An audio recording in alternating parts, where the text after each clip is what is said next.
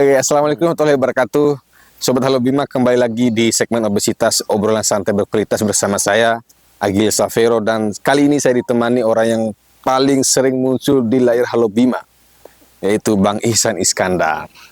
Nah, Bang Ihsan Iskandar ini bagian juga dari Halo Bima, dan tapi kali ini kita akan bahas tentang dari kacamata beliau sebagai pemerhati sejarah, Bang ya, pemerhati sejarah.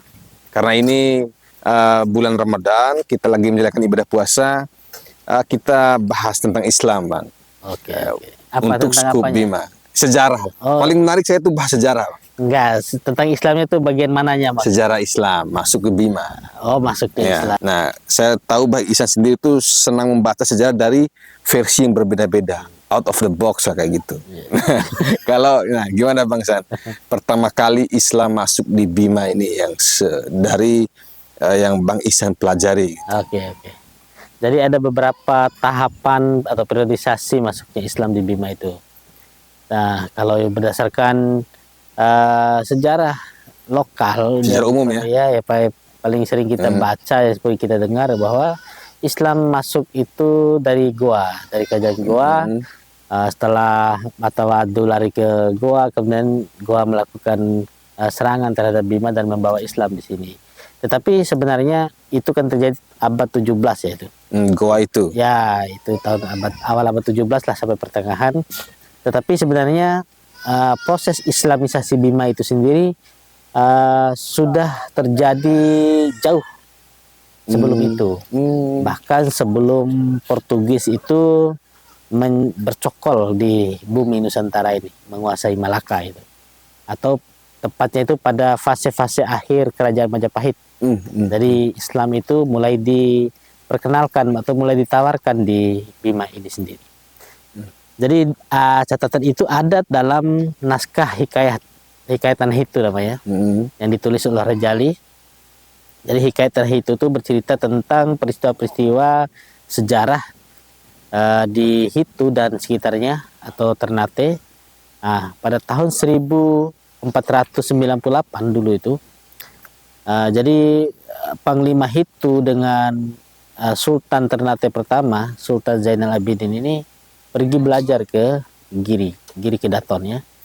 Nah, di sana mereka memperdalam ilmu agama Islam, kemudian meminta beberapa mubalik untuk mereka bawa pulang ke tanah mereka atau ke Hitu dan ke Ternate.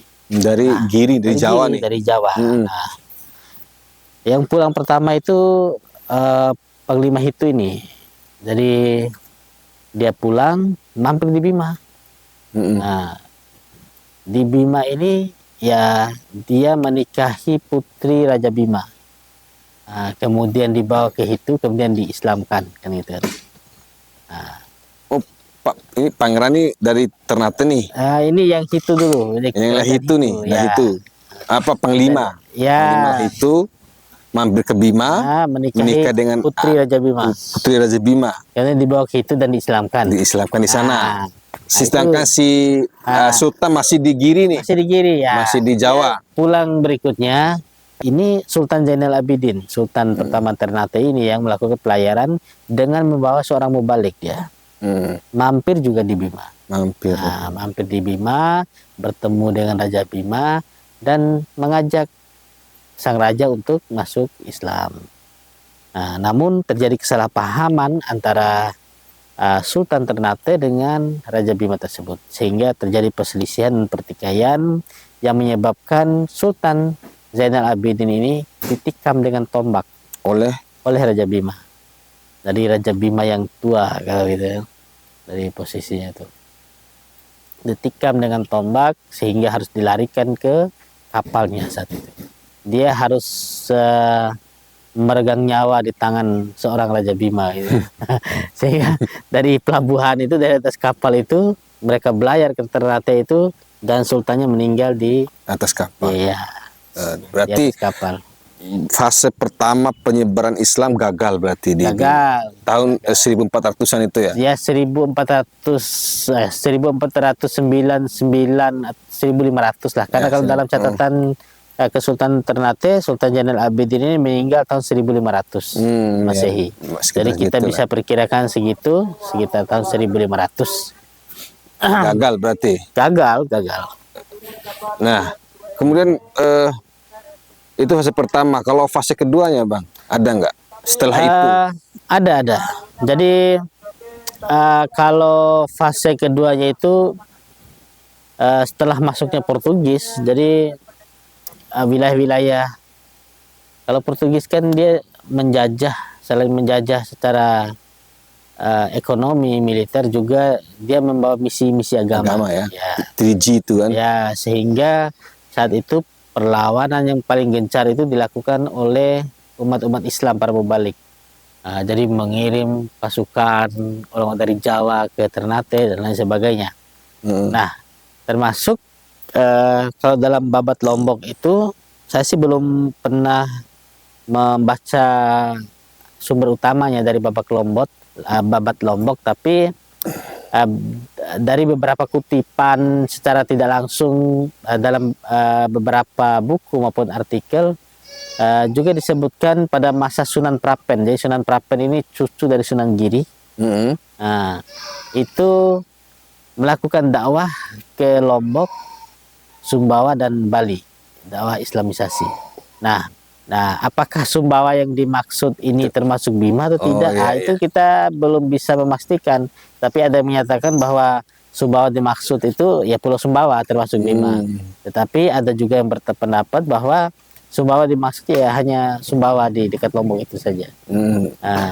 Sehingga tentang dakwah Islam oleh Sunan Prapen di Bima ini kita belum, kalau saya sendiri sih kalau belum lihat transkrip asli dari sumber utama belum saya bisa diverifikasi ya. Belum. Karena kan kebanyakan kalau interpretasi kan kita juga sulit kan. Untuk purnanya ya, untuk sempurnanya Islam masuk nih mulai diterima sebenarnya pada tahun berapa, pada masa apa nih? Itu kita berbicara tadi fase awal oleh Sultan Ternate gagal. Fase kedua saya juga belum berani verifikasi ya. Itu oleh Sunan Prapen. Kemudian yang tercatat dalam naskah Bo itu tahun 1609 atau 10. Ada dua naskah di situ. Pertama naskah yang ada di dalam Bo, kemudian naskah yang ditranskrip oleh lalu Masir Abdullah ya. Jadi dalam naskah yang ditranskrip oleh lalu Masir Abdullah itu mungkin familiar di kita, itu cerita tentang saudagar dari Bone yang membawa kain bertemu dengan Bumi Jarasape dan membawa surat dan lain sebagainya. Namun dalam naskah yang ditranskrip oleh lalu Masir itu tercatat tahunnya itu sekitar tahun 1616 atau 1618. Cuman yang menjadi janggal di situ adalah raja yang menulis surat untuk Raja Bicara itu. Nah, di situ adalah Raja Lungu yang bernama Lapatiware Daeng Parabung. Raja ini hidup hingga tahun 1610. Jadi tidak mungkin dia menulis surat setelah dia meninggal. Pasti dia menulis surat itu sebelum dia meninggal atau pada masa hidupnya. Kemudian ada dua petunjuk lain lagi, yaitu bahwa disebutkan bahwa pedagang dari Bone tadi, kami di Bone baru saja menerima Islam. Di Bone itu ada 3 persekutuan itu tadi ya. Kalau tahun 1608 itu dari 3 persekutuan itu 1 itu sudah menerima Islam. 3 itu.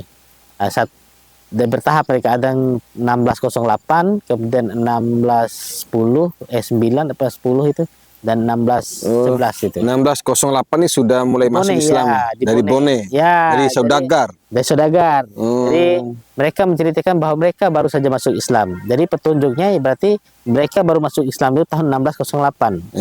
Jadi utusan dari Raja Luwu dan para pedagang itu datang antara 1608 dan 1610 sebelum meninggalnya Lapatiwari Prabung Raja Luwu ini. Nah, maka saya perkirakan bahkan sesuai dengan dalam catatan Bo, Islam masuk pertama itu tahun 1609, maka benar apa yang tertulis di situ di Bo itu. Di Bahwa Bo, masuk kitab Bo Islam itu Sangajikai. ya pada masa Raja Manuru Salisi dengan Mangkubumi Manuru Watuhila namanya. Nah, Manuru Watuhila. Jadi Islam masuk tahun 1609 pada masa Raja Manuru Salisi dengan Mangkubumi Manuru Watuhila. 1609 inilah Islam kedua kalau bagi saya ya, karena Islam dari Sunan Prapen tadi saya belum menemukan sumber utamanya yang dilakukan oleh Raja Luwu. Jadi bukan Goa tapi Luwu. Yang pertama adalah Ternate, Yang kedua adalah yang Luwu. kedua adalah dari Luwu. Jadi Raja Luwu 1609 ya. 1609. Ya. Sebelum Raja Luwu meninggal 1610 dan setelah Bone menerima Islam 1608. Iya. Nah, Terus dari Raja Luwu itu, utusan dari Raja Luwu itu diterima tanpa resisten atau gimana? enggak. Karena pada masa itu mereka melalui Sape ya. Dari Sape itu diterima oleh Bumi Jara Sape namanya. Dari Bumi Jara Sape mereka ini mau membawa surat untuk Raja Bicara Bima yang bernama Amalimadai. Tapi Amalimadai sendiri sudah terbunuh beberapa tahun sebelumnya. Sehingga Bumi Jara Sape ini mau mengantarkan mereka pada anaknya. Cuman jadi di Bima sini sedang panas lah, sedang barusan terjadi konflik peralihan kekuasaan ya. Nah, peralihan kekuasaan dari apa namanya Raja Mantau Sisawo ke Manuru Salisi, Rumata Manuru Salisi. Jadi masih hangat, sehingga mereka tidak ke raja tetapi ke anak Raja Bicara yang sudah meninggal itu. Namun karena saat itu masih mungkin belum akil balik mungkin si anaknya itu Si bocil ya. ya masih bocil lah, sehingga tidak dilanjutkan lah proses Islamisasi saat itu. Oh, Tidak terputus sampai situ. Terputus. Udah sampai selesai, situ. terputus. Ya. Fase kedua ini. Fase kedua itu hanya membawa surat itu, karena sepertinya setelah itu mereka kembali Raja Luwu meninggal mungkin atau gimana. Berarti Sehingga proses Islamisasi Islam belum masuk lagi di Bima ya. ya Luwu itu pada masa Raja Luwu. Nah, luar biasa sekali ya. Berarti fase pertama yang dibawa Islam masuk melalui Sultan Ternate, Zainal Abidin itu gagal, malah terbunuh pembawa Islamnya. Yang kedua itu oleh Raja Raja Luwu, juga gagal. Lapatiwari Prabung. Jadi berarti sampai 1610 09 ya, 10. itu belum ada Islam di Bima. Belum. Waduh, luar biasa sekali. Tapi karena waktu Bang ya terbatas, kita juga sebentar lagi mau buka puasa. Kita batasi dulu, breakdown dulu sampai fase kedua nih. Ya. Insya Allah nanti kita bahas lagi fase ketiga sama fase keempat, atau fase kelima, fase keenam, sampai fase keberapa Islam masuk di Bima, sampai benar-benar menjadi agama yang dianut oleh mayoritas masyarakat Bima. Ya, kita mungkin nanti akan membahas dari proses-proses seperti apa itu, seperti apa tahapan-tahapan Islamnya orang Bima lah saya. Oh iya, ya kan nggak mungkin baru masuk langsung semua sholat, beriman, berat lah. langsung berhijab, pakai rimpu misalnya. Ada Karena agak tahapan. lucu itu. Iya. Baik, tapi itu nanti Bang, kita akan ada segmen selanjutnya. Saksikan terus channel Halo Bima, ikuti semua saluran Halo Bima di TikTok, di Instagram, di Facebook, di YouTube. Jangan lupa kalau mau beriklan jualan. Jadi, di TikTok kita bisa ya. Iya. Pokoknya dukung terus dengan mengikuti semua saluran Halo Bima TV ya. Jadi namanya Halo Bima TV, baik di TikTok, Instagram, Facebook maupun di YouTube. Terima kasih. Wassalamualaikum warahmatullahi wabarakatuh.